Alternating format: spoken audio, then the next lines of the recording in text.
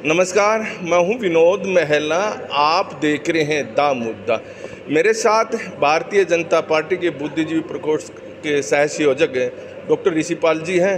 Doctor साहब, दा मुद्दा पर आपका स्वागत है। धन्यवाद विनोद जी, और आपके दर्शकों को मेरा प्रणाम। डॉक्टर साहब, कुरुक्षेत्र संसदीय क्षेत्र की बात करें तो क्या लग रहा अब?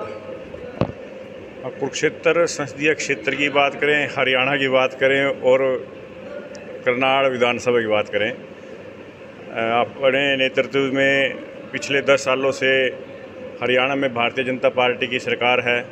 कुरुक्षेत्र से दोनों बार भारतीय जनता पार्टी का सांसद जीता है और हमारा ये पूर्ण विश्वास है जनता पे कि जिस प्रकार से जनता के कार्य हुए हैं, जिस प्रकार से देश का नाम अंतर्राष्ट्रीय स्तर पर हुआ है, कि कुरुक्षेत्र में भी और हरियाणा में भी 11 के 11 फूल खिलने वाले हैं। जहाँ तक की बात करें, लोगों में आक्रोश भारतीय जनता पार्टी के प्रति अब भी दिख रहा है। सड़कें रोक रहे हैं किसान, इसे आप किस दृष्टि से ले रहे हो? यह एक काफ़ी बड़ा पहले भी मुद्दा रह चुका है। किसान के साथ हमेशा ही बड़ी संवेदनाओं से बात पार्टी करती आई है और आगे भी करती रहेगी, और किसान की समस्याओं का हमेशा समाधान किया है।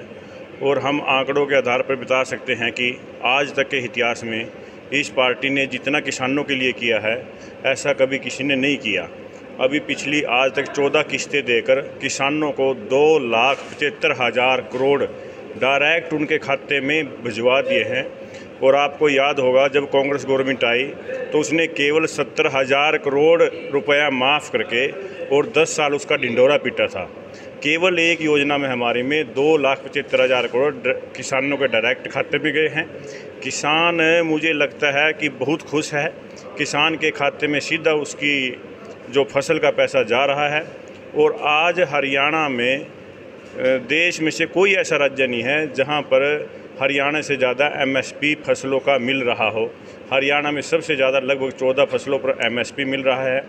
फिर भी यदि कुछ साथी, कुछ किसान बंधु नाराज़ हैं तो हम हमेशा उनसे निवेदन करते हैं, हाथ जोड़कर, आप सरकार के साथ संवाद करें।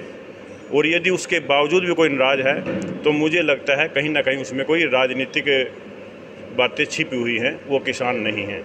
आपने सरकार की कई अचीवमेंट बताई हैं, लेकिन इसके बावजूद भी जो नाराज़गी है लोगों की, भारतीय जनता पार्टी के प्रति बनी हुई है और कई सीटें फंसी हुई ऐसी माना जा रहा है। और यहाँ तक कि मनोहर लाल जो पूर्व मुख्यमंत्री है, करनाल संसदीय क्षेत्र से चुनाव लड़ रहे हैं, वहाँ उनकी स्थिति भी इतनी बेहतर नहीं है जो 2019 में संजय भाटिया की हुआ करती थी। हमें विनोद जी, चुनाव है ये, पक्ष प्रतिपक्ष हमेशा चलता है, विरोधी अपना विरोध करते ही हैं और कभी कभी ऐसा लगता भी है। लेकिन हमें विश्वास है कि अपने कामों पर, क्योंकि ये आंकड़ों की बात है विनोद जी। पिछले भारत को आज़ाद हुए 77 वर्ष हो गए। मैं एक बातें आपको बताना चाहूँगा आपके चैनल के माध्यम से जनता को। बिल्कुल रिकॉर्ड की बात है, कंप्यूटर की बात है, नेट की बात है, कोई भी निकाल के देख ले। भारतीय जनता पार्टी ने जो काम किए हैं, सच्चाई में वो अंतर्मन से यदि कोई मूल्यांकन करे कि जब नरेंद्र मोदी जी प्रधानमंत्री बने देश के, तो देश को आज़ाद हुए 67 साल हो गए थे और आज 77 साल है। सिर्फ मैं 4-5 आंकड़े आपको बताता हूँ। शिक्षा को लेकर MBBS की 31,000 सीटें थी 67 साल में। 10 सालों में 39,000 बढ़ गई। 70,000 आज कोई भी खोल के देख ले साइट को, 70,000 आज MBBS की सीटें हैं। जब मोदी जी MD की सीटें, जब मोदी जी ने शासन आया उस समय MBBS की 51,000 सीटें थी। आज 1,09,000 सीटें हैं। 58,000 सीटें 10 सालों में बढ़ गई है। जब मोदी जी देश का शासन करने लगे, नेतृत्व करने लगे, तो उस समय 387 मेडिकल कॉलेज थे, आज 700 मेडिकल कॉलेज हैं। उस समय 697 यूनिवर्सिटी थी, आज 1492 देश में यूनिवर्सिटी हैं। उस समय एक व्यक्ति पर 1,000 रुपये खर्च होता है स्वास्थ्य पर, आज 21 रुपये स्वास्थ्य पर खर्च हो रहा है। उस समय प्रतिदिन 12 किलोमीटर सड़कें बनती थी, आज 37 किलोमीटर सड़कें का निर्माण हो रहा है। आज विश्व में सबसे ज़्यादा राष्ट्रीय मार्गों का निर्माण 55,000 किलोमीटर इन 10 सालों में सड़कों का निर्माण हुआ है। आज मेट्रो के निर्माण में दुनिया में भारत का 4था स्थान है। आज दुनिया में स्टील के निर्माण में भारत का पहला स्थान है। आज दुनिया में ऑनलाइन ट्रांजैक्शन में भारत का पहला स्थान है, मोदी जी के कारण। मैं आपके चैनल के माध्यम से जनता को बताना चाहूँगा कि एक अभी 5 वर्ष पहले कांग्रेस के पूर्व वित्त मंत्री पी चिदम्बरम जी ने मजाक किया था कि यहाँ ठेले वाले कैसे ऑनलाइन ट्रांसफ़र पैसे को किया करेंगे। आज आप यहाँ से बाहर निकलो, जाते ही वो ठेले वाले, रेडी वाले ऑनलाइन केले और सेब बेच रहे हैं अपने। इस प्रकार से कोई भी योजना देख लें, आज दुनिया का तीसरा ऐसा देश है भारत, तीसरा अमेरिका के बाद और इजराइल के बाद, जो दूसरे देश की सीमा में घुसकर मार सकता है अपने दुश्मनों को। या तो आज तक अमेरिका ने मारे हैं या इजराइल मारे हैं, उसके बाद भारत ने दूसरे की सीमा में जाकर मारे हैं। भारत आज दुनिया का चौथा ऐसा देश है जो विदेशी मुद्रा के भंडारण में चीन, जापान और स्विट्जरलैंड, इन 3 देशों के बाद भारत का चौथा नंबर है जो विदेशी भंडारण की अपने पास स्टॉक रखा हुआ है। इन सब बातों को देखते हुए समाज जिज्ञासु है, पढ़ा लिखा है। हम ये कहते हैं कि 67 साल एक तरफ रख लो और 10 साल एक तरफ रख लो, इन 10 सालों में यदि 67 वर्षों से ज़्यादा काम हुआ हो। अब देश के प्रधानमंत्री का चुनाव है, प्रधानमंत्री चुनना है। मोदी जी के मुकाबले में कोई भी नेता हो कि ये प्रधानमंत्री कैंडिडेट है, आज तक कोई नेता ही तय नहीं कर पाए। तो इसलिए लगता है कि हमारा अब की बार 400 पार होने वाला है और हरियाणा में 10 के 10 लोकसभा के और 1 विधानसभा का, ऐसे 11 कमल खिलने वाले हैं। आपने बहुत सारी योजनाओं के बारे में भी बताया, लेकिन क्या जरूरत पड़ गई थी कि बीच में ही हरियाणा सरकार को, जो हरियाणा कर्मचारी चयन आयोग का चेयरमैन का जो प्रस्तावित है, निर्वाचन आयोग को पत्र लिखा है, क्या जरूरत पड़ गई थी? यही माना जा रहा है, यही मैसेज जा रहा है कि मनोहर लाल चुनाव में फंस गए हैं। रोड समाज की 2.25 लाख के करीब वोट हैं और उन वोटों को लेने के लिए इस तरह की एक खबर बाहर निकाली गई, पत्र लिखा गया। विनोद जी, विपक्ष कभी नहीं चाहता कि युवा को रोज़गार मिले। हम सबको जानकारी है कि हरियाणा सरकार ने रिकॉर्ड तोड़ इन 10 सालों में 1,25,000 बिना पर्ची के और बिना खर्चे के नौकरियां दी हैं। और आप सबको जानकारी है कि 40,000 नौकरियां पाइपलाइन में हैं। और इतने महत्वपूर्ण बोर्ड का यदि चेयरमैन ना हो, एक प्रक्रियात्मक चीज़ें होती हैं, इनको राजनीति से जोड़ के देख लिया जाता है। जबकि मेरा ऐसा मानना है कि अपने भोपाल सिंह खदरी जी थे, वो चेयरमैन नहीं रहे, उनका कार्यकाल पूरा हो गया था। उनके बाद एक नियुक्ति करनी थी। एक अपना जो संगठन है, एक पारिवारिक संगठन है, इसमें कोई व्यक्ति कल्ला निर्णय नहीं लेता, इसमें एक टीम बैठ के निर्णय लेती है। निर्णय लेने में कुछ 5, 7, 10 दिन की देरी हो सकती है, हो गई होगी, इतने में अपने आचार संहिता लग गई। केवल एक ये कारण था कि हमारे निर्णय लेने में, एक टोली के बैठने में कि किसको बनाना है, कैसे बनाना है, वो देरी हो गई। नहीं तो इसमें ऐसी बात नहीं है कि वो तो बनाना ही था, क्योंकि चेयरमैन हमारे कार्यकाल पूरा हो गया था। यह देरी अब चुनाव में भारतीय जनता पार्टी को फ़ायदा पहुंचाने वाली है, ऐसा लग रहा है? अवश्य ही पहुंचाएगी। वैसे तो लोग सब खुश हैं, आप कहीं भी बात कर लें कि बच्चों को मेरिट पे नौकरी मिल रही है। और स्वाभाविक है कि सामाजिक समरसता का पार्टी ध्यान रखती है कि जब किसी समाज को प्रतिनिधित्व, सब समाजों को एक बराबर प्रतिनिधित्व मिल जाए, इस प्रकार का भी पार्टी सोचती है।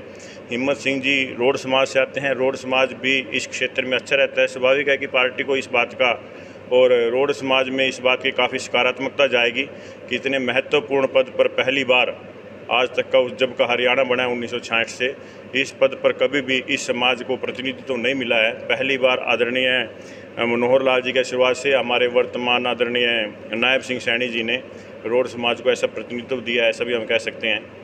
देखिए, मैं अक्सर देखता रहता हूं कि जब भी बात मुख्यमंत्री और पूर्व मुख्यमंत्री की बात आती है, नायब सिंह सैनी समय मुख्यमंत्री है, मनोहर लाल पूर्व मुख्यमंत्री है।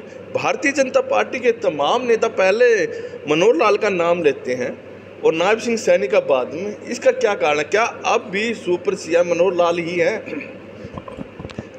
विनोद जी, मैं आपको ये बात कहना चाहूँगा, हमारा जो लक्ष्य है ना पार्टी के लक्ष्य में भी ये बात लिखी हुई है। हमारा जो पहला लक्ष्य है, 3 लक्ष्य हैं, उसमें से एक है कि पार्टी एक ऐसे भारत का निर्माण करने चाहती है जो सुदृढ़, समृद्ध तथा स्वावलंबी भारत हो और जिसका दृष्टिकोण आधुनिक, प्रगतिशील और प्रबुद्ध हो, और जिसका दृष्टिकोण भारतीय संस्कृति तथा भारतीय मूल्यों के आधार पर हो। जो ये पंक्ति कही है मैंने, भारतीय संस्कृति तथा भारतीय मूल्य। भारतीय संस्कृति यही है कि अपने बुजुर्गों का, अपने बड़ों का पहले सम्मान करना, अगली पीढ़ी को स्नेह करना। आदरणीय मनोहर लाल जी हमारे नायब जी से पहली पीढ़ी के नेता हैं और पहली पीढ़ी के वो तो पूर्व मुख्यमंत्री, अगर पूर्व मुख्यमंत्री नहीं होते तो भी उनका इतना ही सम्मान था। उन्होंने अपना पूरा जीवन खपाया है पार्टी को मजबूत करने में। जब हमारी बिल्कुल थोड़ी सी काम था हरियाणा में, तब वो संगठन मंत्री रहे। 15 सालों तक उन्होंने पार्टी के जन जन तक पार्टी को, संगठन को खड़ा किया है और एक तपस्वी का जीवन जिया है। अब भारतीय संस्कृति तो है ही ऐसी कि जब एक केवल वो वस्त्रों से साधक नहीं दिखते, उनका जीवन साधकों वाला है। और साधक को तो मैं तो क्या कहता हूँ कि भारतीय जनता पार्टी क्या सभी नेताओं को, और सभी नेता कोई भी किसी पार्टी को उसका सम्मान करते ही हैं, और इसलिए मनोहर जी का हम सब सम्मान करते हैं। तो इसमें ये विषय नहीं है कि पूर्व मुख्यमंत्री भी वरिष्ठ होता है तो उस मायने से भी उसका सम्मान बनता है, और उनके जीवन के कारण भी उनका सम्मान बनता ही है। पहले तो नवीन जिंदल कितने वोटों से जीतेंगे, कुछ अंदाज़ा है? बिल्कुल अंदाज़ा है भाई साहब। हम पहले चुनाव 2014 में लगभग 2 लाख वोटों से जीते थे, 2 से थोड़ा कम और 1.5 से ज़्यादा, 1.5 के आसपास। और दूसरा चुनाव हम लगभग 3,86,000 से जीते थे। तो हम ये सोचते हैं कि 4 लाख प्लस हमारी जीत होनी चाहिए। इस दफ़ा 4 लाख से ऊपर जीत होगी तो ही हम उसको जीत मानेंगे। क्योंकि जब हम 19 में लोगों से वोट मांगने के लिए गए तो लोगों ने हमारे को विश्वास में वोट दिया कि ये वास्तव में 370 तोड़ देंगे, हमें विश्वास लगता है। उनको विश्वास था कि ये वास्तव में राम मंदिर बना देंगे, लेकिन हम ना तो राम मंदिर बनाकर लोगों के बीच में जा सके और ना ही हम 370 तोड़कर लोगों के बीच में जा सके। लेकिन जो भारत के, मैं ये कहता हूँ, गर्व और गौरव का विषय है, जन जन के लिए गर्व और गौरव का विषय है, जहाँ पर हर रोज़ हमारे बच्चे शहीद होते थे, ऐसी वो खतरनाक 370 धारा थी। हमें लगता नहीं था कि ये भारत का हिस्सा है। हम वहाँ पर जाकर राष्ट्रीय ध्वज नहीं लहरा सकते थे, बड़ी समस्याएं थी। आज वो अभिन्न अंग भारत में, आज 2 निशान नहीं हैं, 2 विधान नहीं है, 2 संविधान नहीं है। आज भारत में एक निशान है, एक प्रधान है, एक संविधान है। ऐसा अखंड भारत बीजेपी ने दिया है। और राम का तो कहना ही किया, सब राम के और सबके राम। ऐसा एक 500 सालों का जो मंदिर चिर प्राचीन काल से, वो भी इसी कार्यकाल में हुआ है। और बाकी मैंने योजनाएं आपको बताई है इस कार्यकाल में कितनी हैं। इन सब को देखकर हमें लगता है कि वास्तव में हम अच्छी वोटों से जीतने वाले हैं। ये थे हमारे साथ डॉक्टर ऋषिपाल जी। डॉक्टर ऋषिपाल जी ने बताया है कि केंद्र सरकार ने इतने बेहतर कार्य किए हैं और जनता खुश है, और न केवल कुरुक्षेत्र संसदीय क्षेत्र से नवीन जिंदल चुनाव जीतेंगे, बल्कि 10 की 10 लोकसभा सीट में भारतीय जनता पार्टी जीतेगी। और एक चुनाव करनाल में उपचुनाव हो रहा है, नायब सिंह सैनी मुख्यमंत्री वहां से चुनाव लड़ रहे हैं। डॉक्टर ऋषिपाल ने बताया उनकी भी जीत सुनिश्चित है।